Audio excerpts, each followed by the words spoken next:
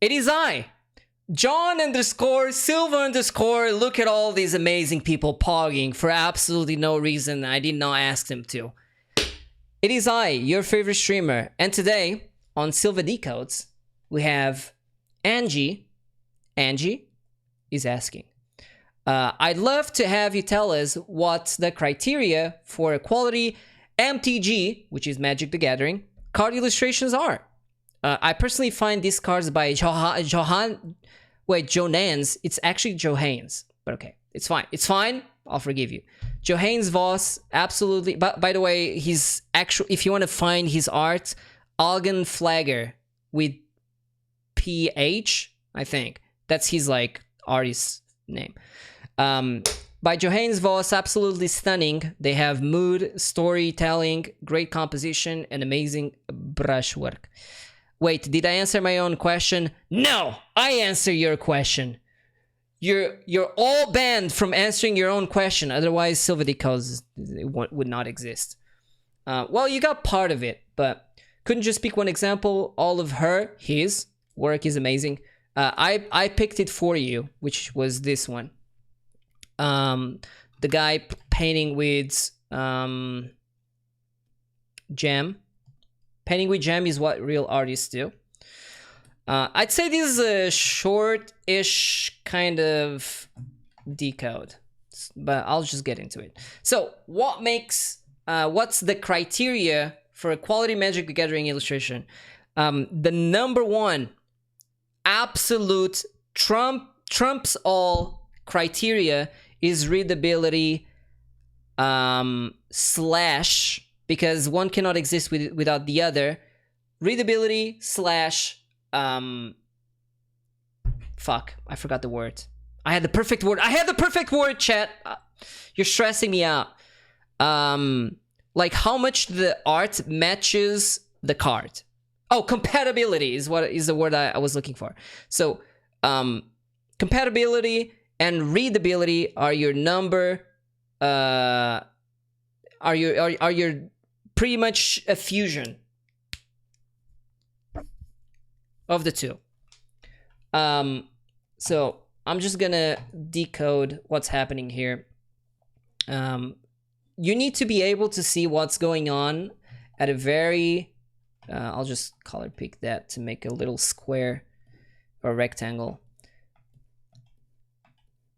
We all know whether a card is going to be good when working for Magic, whether a card is going to be good or suited based on the thumbnail. Thumbnail is literally everything, because a lot of Magic art, if you actually see the full resolution of it, you see like brush strokes and all that. Sure, the brush strokes add a lot of traditional, especially if you're painting it digitally, it add a lot of traditional sense to it, or like a visual, like it just looks traditional, okay? And but the main reason is because no one cares to actually go in and do all of the details, because you're not going to be seeing them. It's like a small like thumbnail. So in this case, the values go from bright to dark, and that's the first thing that will matter the most. Where's my color wheel? Is here. So you want to establish the highest contrast is the character. So that's the subject, right? Every card is a little different. Some cards, in this case, it might be a spell card. I mean, it depends. Spell cards tend to just show hands and like actual spells. Some of them are not as obvious. But we have the guy here. I'm just gonna silhouette him out. Oh, another thing is that Magic doesn't actually... Okay, so Johann actually gets a lot with... gets away with a lot of his images when he uses this like intense perspective or dynamic perspective. Magic is not like super into it. If you do it well, then sure, but often, more times than not, they try to avoid it, because this is not Riot. it is magic. So anyways, either way, he pulls it off nicely because he's a very good artist. But for the most part, you want to not go too crazy with it. Like a little bit of fisheye perspective is fine, but do not go too crazy, my dudes. All right, so we have the main subject, which is the guy here, painting with his little watered down crayons. All right, he's having a blast. And this is our subject. Actually, you could say this is a shared subject because he's doing the painting, but ultimately, the first thing you'll look at is him. And whatever your subject is in the magic cards, again, every card is going to be different depending. I know I'm repeating myself, but it is really important. Card type matters. If you don't know if you're doing like fake Magic the Gathering art so that you're like building a portfolio, always know what card type you're doing, because if you don't know, then you're just trying to match a style, but what actually, even if the style is close to or the same, it's not going to have that much impact, or it's not going to fit.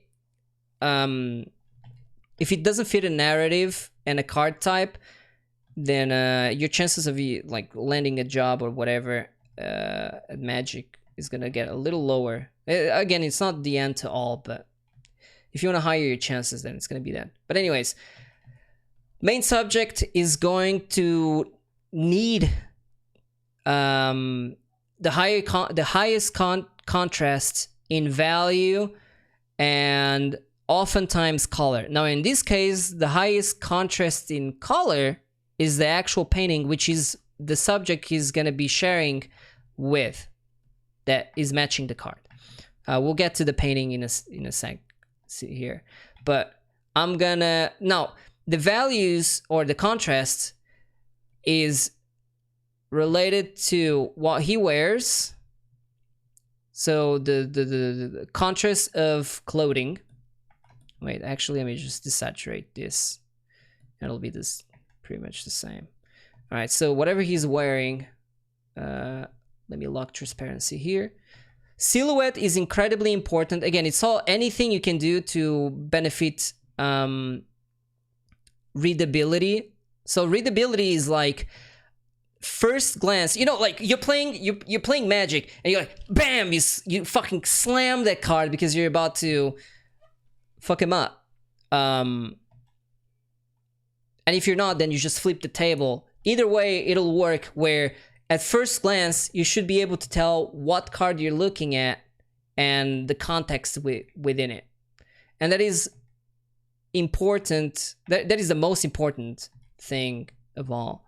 So I'm just going to separate the values here a little bit. Not going to go too crazy. So you have the hair, you have the clothing, and then kind of like you have the... Wait, actually, I'll just make this lighter. I'm looking at the bigger values here.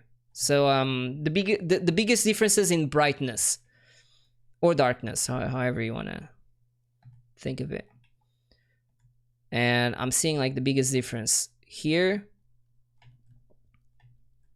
right there, the vest, and then he has this kind of like the details can help just a little bit, but it's like not a huge deal. Of course, the skin too. The skin should be pretty important aspect. There you go. There's the hand. There's the other hand, and then he kind of like has these darker sleeves going on. All right, so this is what I see. And as far as like detail, I guess you could add a little bit of the edges, the filigree around the coat. It's kind of like popping out a little bit, and there's like here too, and on the shoulder. So I'd say like at a fundamental level, the value within the character's clothing should be pretty simple and like clear to see. So that's contrast number 1 to help the readability. Contrast number 2 is obviously lighting. So in this case, I'm gonna make a multiply. In his case, he goes from dark, like pretty contrasty. Whoa, hello, can you? There you go. Goes from also a little colder color. Actually, it doesn't matter. It's fine either way. So he goes from dark to like a gradient from dark to bright, and then he does have another like bounce light source at the bottom there, but I'll get to that in a second. So just a little bit of that. Now I'm gonna make a new layer. You can't see, but it's fine because it's just making a new layer, and I'm gonna set it to actually hard light is fine, and I'm just gonna add a little glow here.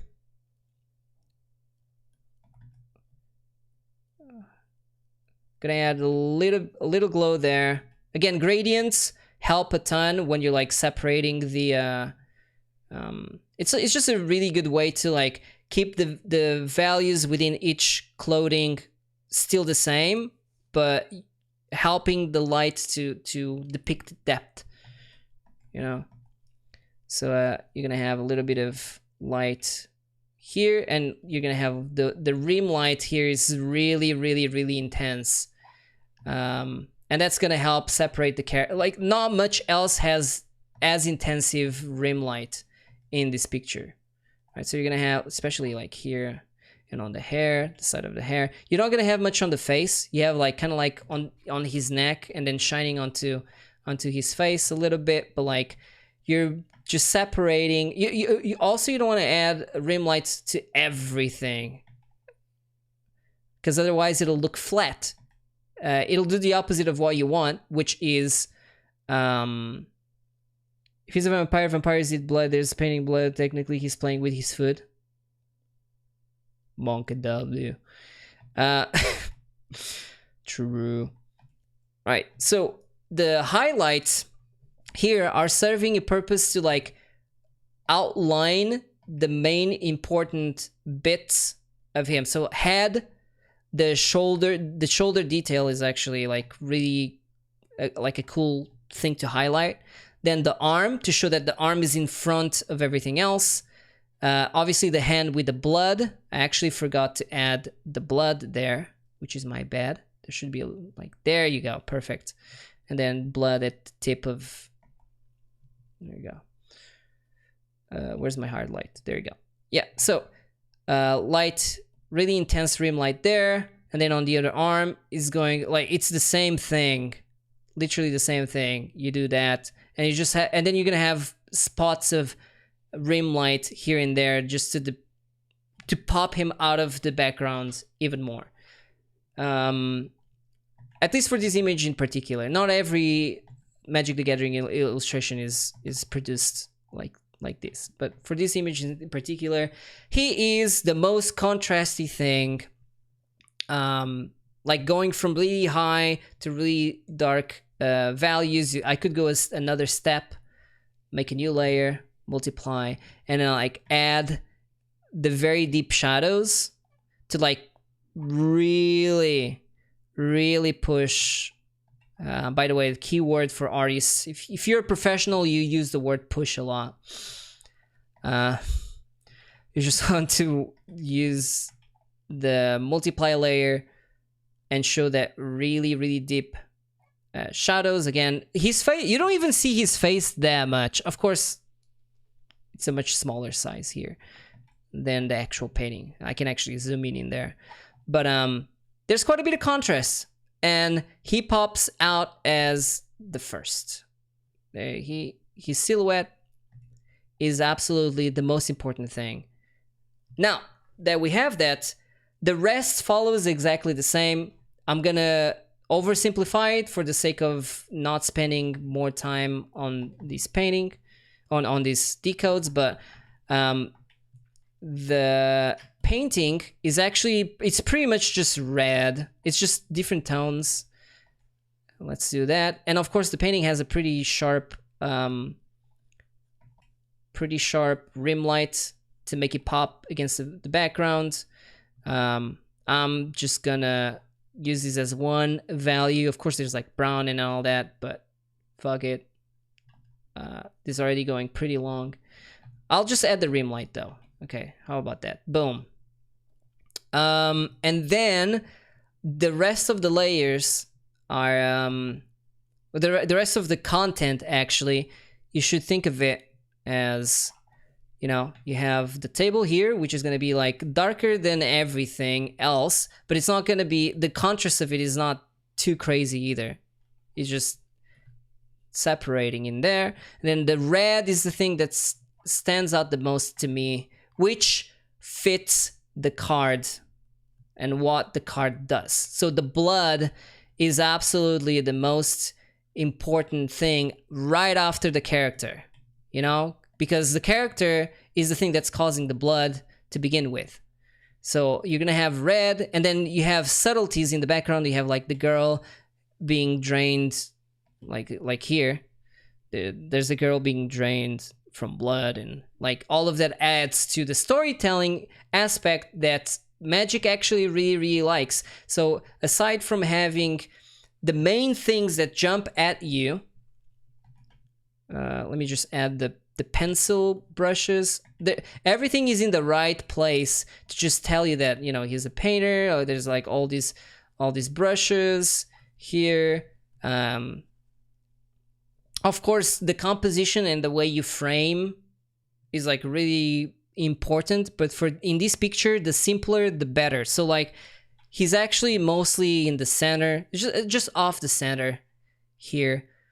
I'd say that for most cards, you usually separate the cards in this is like the golden rule or whatever the fuck you want to call it, but usually you separate the card into equal parts like this, and you want to add your subject, your main points of interest in either of, like, as close as possible to those red dots. You don't have to follow that. It's just a rule. It's not a rule. It's just a guide. But I'd say a lot of cards do use that in general, which is like, he's kind of like a bit to the side. But anyways, yeah. So storytelling. Once you separate your main values, as I was saying, let me just grab the highlight. Just gonna add the highlight there for the glass. Boom, boom, boom. And then the very backgrounds is helping with the storytelling even further, but because of the values are so narrow, you're not gonna notice it at first, right? So they're gonna be very, like, you're gonna have a little bit of gradient here and there, you know. The light source is like pretty clear as well. It comes from the top middle. And then you have the girl like on the back, right? Having the blood. I'm not gonna draw it. You get the point, because there's no point in me. Oh, another thing is that so compositionally, actually one thing that helps is straight lines are framing the character. So things that you're looking at is this. I'll do it in pink. So the direction of each surface is pointing sort of at the character. The angle of the brushes, the corner of, well, not the corner, the beam or whatever this shit is called, is like making a cross in there to the point of interest. You have another one down here. You have another one at the top.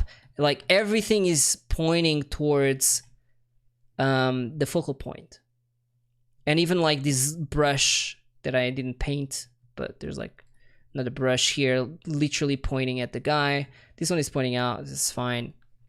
And the brush also goes over the girl being drained here on the back, which then is pretty much like, you're not going to notice it at first, but because you're looking around at the image and you'll eventually look at the really contrasty brush against the background, you'll notice, wait, hold on, there's someone being drained right there, drained of blood. So using the environment to guide, or at least, does it really guide someone's eye or not? This is something that's always up to discussion. It works for some people. It doesn't really work that much for other people. Some people are more like paying attention to color versus like shapes. So this is a bit of a pseudoscience, or psychology, not science.